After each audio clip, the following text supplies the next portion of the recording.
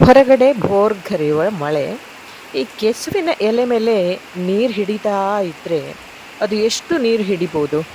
ಚಾನ್ಸೇ ಇಲ್ಲ ಅಲ್ವಾ? ಅದೇ ಥರ ನಮ್ಮ ಮನಸ್ಸಿನಲ್ಲಿ ಕೂಡ ಕೆಟ್ಟ ಆಲೋಚನೆಗಳು, ದುಷ್ಟ ಆಲೋಚನೆ ಬಂದರೂ ಕೂಡ ಇದೇ ಥರ ಕೆಸುವಿನ ಎಲೆಯ ಮೇಲಿನ ನೀರಿನಂತೆ ಬಿಟ್ಬಿಡ್ಬೇಕಂತೆ. ಯಾವುದೂ ಇಟ್ಕೋಬಾರ್ದಂತ. ಸ್ನೇಹಿತರೆ, ಒಂದು ಒಳ್ಳೆಯ ಕೆಸುವಿನ ರೆಸಿಪಿಯೊಂದಿಗೆ ಬಂದಿದ್ದೇನೆ. ಏನಪ್ಪಾ ಅಂತ ಕೇಳಿದ್ರೆ, ಕೆಸುವಿನ ಎಲೆಯ ಕರಕಲಿ. ನಮ್ಮ ಮಲೆನಾಡಲ್ಲಿ ಈಗ ಕರಕಲಿ ಅಂತ ಹೇಳ್ತಾರೆ, ಕೆಲವು ಕಡೆ ಗೊಜ್ಜು ಅಂತ ಹೇಳ್ತೇವೆ. ಸೊ ಸ್ನೇಹಿತರೆ, ಏನೇ ಹೇಳಿ ಕೆಲವು ಸೀಸನ್ಗಳಲ್ಲಿ, ಕೆಲವು ಸ್ಥಳಗಳಲ್ಲಿ ಆ ಕಾಲಕ್ಕೆ ಆ ಫುಡ್ಗಳನ್ನು, ಆಹಾರಗಳನ್ನು ನಾವು ತಗೊಳ್ತಾ ಇದ್ರೆ ನಮ್ಮ ದೇಹದ ಜೀರ್ಣಕ್ರಿಯೆ ಇರ್ಬೋದು, ಅಥವಾ ಅದೊಂದು ರೀತಿ ಖುಷಿ. ಆ ಮಳೆಗಾಲದಲ್ಲಿ ಇಂಥದೇ ತಿನ್ನಬೇಕು, ಸೊ ಬೇಸಿಗೆಯಲ್ಲಿ ಇಂಥದೇ ತಿನ್ನಬೇಕು ಅನ್ನೋ ಏನಿರುತ್ತೆ. ಇದು ಕೂಡ ಮಳೆಗಾಲದಲ್ಲಿ ನಮ್ಮ ಮಲೆನಾಡು ಕಡೆ ಇದು ಮಾಮೂಲಿ, ಅಂದರೆ ಕೆಸುವಿನ ಎಲೆಯ ಕರಕಲಿ. ಸೊ ಸ್ನೇಹಿತರೆ, ಕೆಸುವಿನ ಎಲೆಯಿಂದ ಹಲವಾರು ಥರ ಮಾಡ್ತೀವಿ. ಪತ್ರೊಡೆ ಅಂತೂ ಮಾಮೂಲು. ಸೊ ಇದರದ್ದು ದೋಸೆ, ಇಡ್ಲಿ, ಮತ್ತು ಈ ದಂಟಿನದ ಪದಾರ್ಥ, ಗಡ್ಡೆಯ ಪದಾರ್ಥ, ಹೀಗೆ ಏನೇನೆಲ್ಲ ಮಾಡ್ತೀವಿ. ಹಾಗೆ ಇದ್ರದ್ದು ಒಂದು ಬೇರಿಂದು ಕೂಡ ನಾವು ಪದಾರ್ಥಗಳನ್ನು ಮಾಡ್ತೀವಿ. ಆದರೆ ಸ್ನೇಹಿತರೆ, ಈ ಒಂದು ಎಲೆಯಲ್ಲಿ ಇರುವಂಥ ಹಲವಾರು ರೀತಿ ಇರುತ್ತೆ. ಕೆಸುವಿನ ಎಲೆಯಲ್ಲಿ ಒಂದು ಕಪ್ಪು ಇರಬಹುದು. ನನ್ನ ಹತ್ರ ಇರುವಂಥದ್ದು ಇದು ನೋಡಿ, ಕಪ್ಪು ದಂಟಿಂದು. ಇದು ಹೆಚ್ಚು ಏನು ಬಾಯಿ ತುರ್ಕಿ ಮಾಡ್ತದೆ ಅಂತ ಹೇಳ್ತಾರಲ್ಲ, ಅದು ಇರೋದಿಲ್ಲ. ಸೊ ಈಗಂತೂ ಮಳೆಗಾಲದಲ್ಲಿ ತುಂಬಾ ಮಳೆ ಈಗ ಜಾಸ್ತಿ ಆಯ್ತು. ಮಂಗಳೂರಲ್ಲಿ ಮಳೆ ಇಷ್ಟು ದಿನ ಇರ್ಲಿಲ್ಲ. ಸೊ ಈ ಮಳೆಗಾಲದಲ್ಲಿ ಈ ಒಂದು ಪದಾರ್ಥವನ್ನ ಮಾಡಿ ತಿನ್ಬೇಕಂತೆ. ಕೆಸುವಿನ ಎಲೆಯ ಪದಾರ್ಥ ವರ್ಷಕ್ಕೊಮ್ಮೆ ಆದ್ರೂ ತಿನ್ಬೇಕು ಅಂತ ನಮ್ಮಮ್ಮ ಇರುವಾಗ ಹೇಳ್ತಿದ್ರು. ಸೊ ಇದನ್ನ ಹೇಗೆ ಮಾಡೋದು ಅಂತ ನಾನು ತೋರಿಸ್ತಾ ಇದ್ದೀನಿ. ಹಾಗೆ ಇದನ್ನ ತಾರೋ ಲೀವ್ಸ್ ಅಥವಾ ಕೊಲೋಕೆಸಿಯಾ ಲೀವ್ಸ್ ಅಂತ ಕೂಡ ಇಂಗ್ಲಿಷ್ನಲ್ಲಿ ಹೇಳುವಂಥದ್ದು. ಕೆಸುವಿನ ಸೊಪ್ಪು.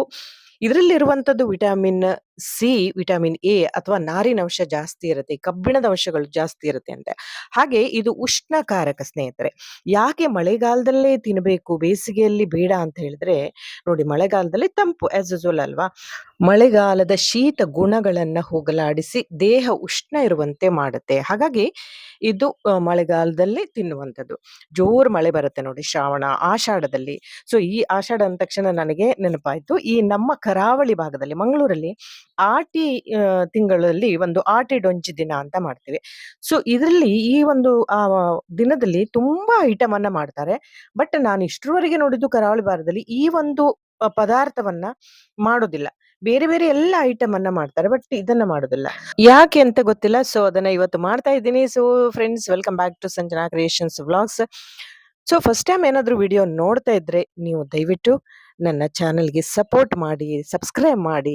ನಿಮ್ಗೆ ಇಷ್ಟ ಆದರೆ ವಿಡಿಯೋಗೆ ಒಂದು ಲೈಕ್ ಕೊಡಿ ಅಂತ ಹೇಳ್ತಾ, ನೀವು ತುಂಬ ಜನ ಸಪೋರ್ಟ್ ಮಾಡ್ತಾ ಇದ್ದೀರಾ. I thank you so much. ಹಾಗೆ ನನ್ನ ಈ ವಿಡಿಯೋದಲ್ಲಿ ಹೊಸ ಹೊಸ ವಿಷಯಗಳನ್ನೇ ಹೇಳ್ತಾ ಬರ್ತಾ ಇದ್ದೀನಿ. ಸೊ ಫ್ರೆಂಡ್ಸ್, ನಾನು ಹೇಳಿದೆ ಆಗ ಬೇರೆ ಬೇರೆ ತರದ್ದು ತಾರೋ ಲೀವ್ಸ್ ಇರುತ್ತೆ ನೋಡಿ. ಇದು ಸ್ವಲ್ಪ ಕಪ್ಪು ಬಣ್ಣದಲ್ಲ, ಆಚೆ ಹಸಿರುನೂ ಅಲ್ಲ. ಒಂದು ಫುಲ್ ಹಸಿರು ಇರುತ್ತೆ, ಇದು ಸ್ವಲ್ಪ ಸ್ವಲ್ಪ ಕಪ್ಪು ಇದೆ, ಹಸಿರು ಇದೆ. ಸೊ ಆ ದಂಟು ಅಂತ ಹೇಳಿದ್ನಲ್ಲ ನೋಡಿ, ಇದರದ ಪದಾರ್ಥ ಕೂಡ ಬಹಳ ಅಂದ್ರೆ ಬಹಳ ಟೇಸ್ಟ್ ಆಗುತ್ತೆ. ಇದು ಹಸಿ ಮತ್ತೆ ಸಾಸಿವೆ ಎಲ್ಲ ಕೂಡ ಮಾಡ್ತಾರೆ. ಇದು ಒಂದು ಟ್ರೆಡಿಷನಲ್ ಫುಡ್ ಸ್ನೇಹಿತರೆ. ಇದು ಬಹಳ ಟೇಸ್ಟ್ ಆಗುತ್ತೆ. ಇದು ಕೂಡ ಮಳೆಗಾಲದಲ್ಲೇ ಮಾಡಿ ತಿನ್ನುವಂಥದ್ದು. ಸೊ ಫ್ರೆಂಡ್ಸ್, ವಿಡಿಯೋ ನೋಡಿದ ಜೊತೆಗೆ ಇದರ ಪ್ರಯೋಜನಗಳು ಏನ್ ಬೆನಿಫಿಟ್, ಹೆಲ್ತ್ ಬೆನಿಫಿಟ್ ಏನು ಅನ್ನೋದನ್ನು ಕೂಡ ನಾನು ನನ್ನ ಪ್ರತಿಯೊಂದು ವಿಡಿಯೋದಲ್ಲಿ, ಅಂದ್ರೆ ಫುಡ್ ಐಟಮ್ ಮಾಡುವಾಗ ಹೇಳ್ತಾ ಬರ್ತಾ ಇದ್ದೀನಿ. ನೀವು ನೋಡಿರ್ಬೋದು. ವಿಡಿಯೋವನ್ನ ಕಂಪ್ಲೀಟ್ ಆಗಿ ನೋಡಿ ಸ್ನೇಹಿತರೆ, ಅರ್ಧಂಬರ್ಧ ನೋಡಿ ಇದು ಮಾಡಬೇಡಿ. ಓಕೆನಾ? ಸೊ ಈ ಒಂದು ಕೆಸುವಿನ ಸೊಪ್ಪನ್ನ ಹಿಂಭಾಗವನ್ನ ಕ್ಲೀನ್ ಆಗಿ ನೋಡ್ಕೊಳ್ಳಿ ಸ್ನೇಹಿತರೆ. ಮಳೆಗಾಲದಲ್ಲಿ ಸ್ವಲ್ಪ ಏನಾದ್ರೂ ಹುಳ ಎದ್ದಿರುತ್ತೆ, ಬಟ್ ಬೇಸಿಗೆಯಲ್ಲಿ ಸ್ವಲ್ಪ ಧೂಳು ಕುತ್ಕೊಳ್ಳುತ್ತೆ.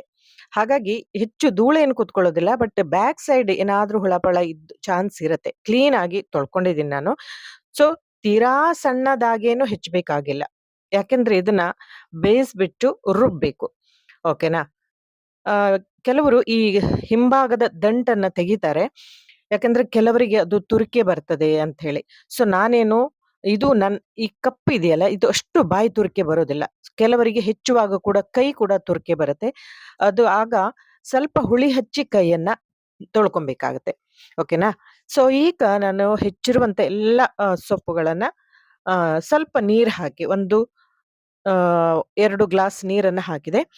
ಇದಕ್ಕೆ ಬೇಕಾಗುವಂಥದ್ದು, ಈಗ ಬೇಯಿಸ್ಬೇಕು ಇದಕ್ಕೆ. ಬೇಯಿಸುವಾಗ ಮೇನ್ ಆಗಿ ಬೇಕಾಗುವಂಥದ್ದು ಸ್ನೇಹಿತರೆ, ಈ ಒಂದು ಕೆಸುವಿನ ಕರಕಲಿಗೆ ಉಪ್ಪು, ಹುಳಿ, ಖಾರ ಕರೆಕ್ಟಾಗಿ ಆಗ್ಬೇಕು. ಆಗ ಮಾತ್ರ ಟೇಸ್ಟ್ ಆಗುತ್ತೆ. ಈಗ ನಾನು ಹುಳಿ ಪುಡಿಯನ್ನ ಹಾಕಿದ್ದೀನಿ ಅಥವಾ ಹುಣಸೆ ಹಣ್ಣು ಕೂಡ ಹಾಕ್ಬೋದು.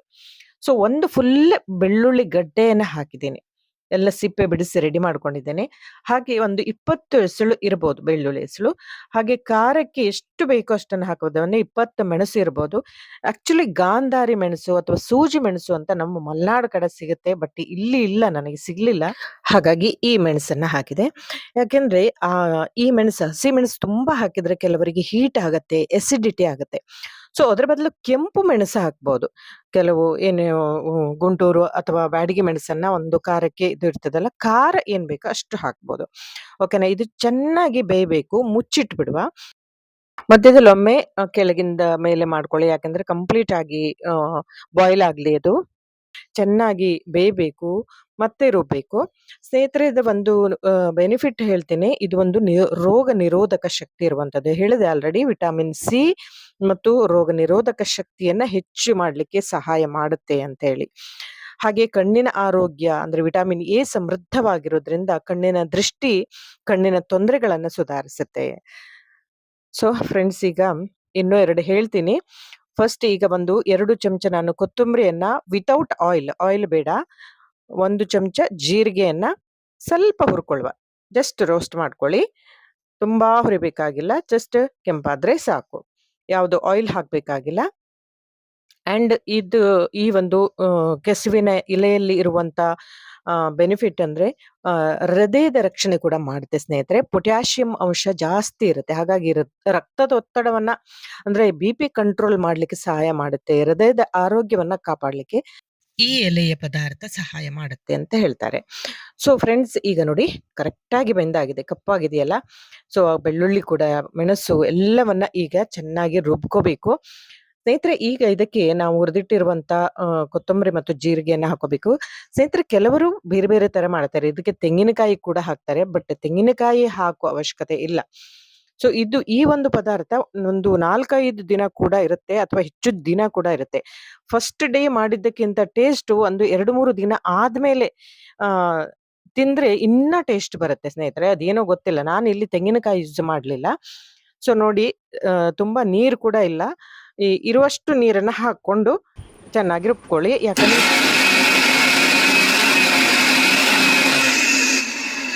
ತುಂಬಾ ನೀರು ಹಾಕುವ ಅವಶ್ಯಕತೆ ಇಲ್ಲ.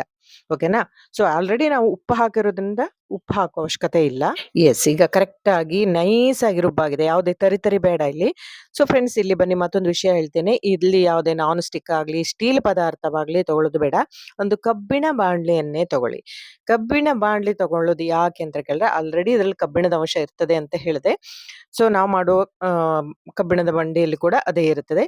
ಸೊ ಈಗ 2 ಚಮಚ ನಾನು ತೆಂಗಿನ ಎಣ್ಣೆಯನ್ನ ತಗೊಂಡಿದ್ದೀನಿ. 2-3 ಚಮಚ. ನಾನು ಯಾವಾಗ್ಲೂ ಬಳಸೋದು ಕೋಕೋನಟ್ ಆಯಿಲ್. ಸೊ ನಿಮಗೆ ಯಾವ್ದು ಬೇಕೋ ಅದನ್ನ ಹಾಕೋಬಹುದು.